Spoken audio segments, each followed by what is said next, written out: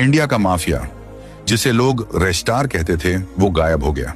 किसी को नहीं पता वो जिंदा है या मर गया, मगर उसके जाने के बाद हिंदुस्तान की गद्दी खाली नहीं रही। अब उस तख्त पर दो नाम राज करते हैं, ग्यान भाई और ब्लैक 444। पूरा इंडिया उनके नाम से कांपता है।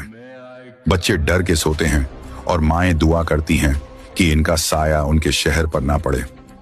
कुछ महीनों बाद ग्यान भाई और ब्लैक 444 अपने अड्डे पर जश्न मना रहे थे।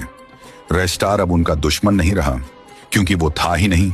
अब एक पुराने जर्जर ब्रिज पर धुंध के बीच एक साया सामने खड़ा होता है। वो कोई और नहीं, ग्यान भाई ही है, मगर ये दूसरा है। ब्लैक 444 की सांसें रुक जाती हैं। ये कौन है? अचानक गोलियों की बौछार, धुएं का गुब्बार, चारों ओर अफरा तफरी मच जाती है। ब्लैक 444 किसी तरह अपने अड्डे पर भागता है, मगर वहां भी कोई उसका इंतजार कर रहा है। वही नकली ग्यान भाई।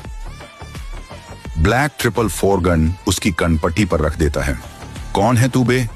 वो शख्स मुस्कुराता है और कहता है, जिसे तुमने ज्ञान भाई के पास भेजा था उसे मारने, वो मैं था। मगर वहां जो हुआ वो युद्ध नहीं, नरक था।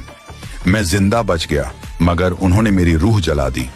ज्ञान भाई ने मुझे पकड़ लिया, टॉर्चर किया, और मैंने तुम्हारा हर प्लान उगल दिया। ब्लैक 444 के पैरों तले जमीन खिसक जाती है। दूसरी तरफ असली ज्ञान भाई अब अपने भाई की जगह ले चुका था। वो अब अकेला नहीं था, उसकी अपनी फौज तैयार हो रही थी। उसे पता था अब जंग होने वाली है। ज्ञान भाई को एक कॉल आता है। वो बिना कुछ कहे अपनी ब्लैक एसयूवी में निकल पड़ता है। इधर ब्लैक 444 किसी गुप्त ठिकाने पर जाता है। वहां उसे एक बूढ़ा पर खतरनाक आदमी मिलता है, जिसके पास है एक ऐसा हथियार जो पूरे शहर को खाक कर सकता है। तभी अचानक ज्ञान भाई के काफिले पर हमला हो जाता है। गोलियों की बौछार, बम धमाके, और जब धुआं छंटता है, सामने खड़ा होता है खुद रेस्टार। ज्ञान भाई घुटनों के बल गिर जाता है, खून से लथपथ। रेस्टार की आंखों में सिर्फ आग है और बदले की प्यास। अब सवाल ये है, क्या रेस्टार पहचान पाएगा ज्ञान भाई को?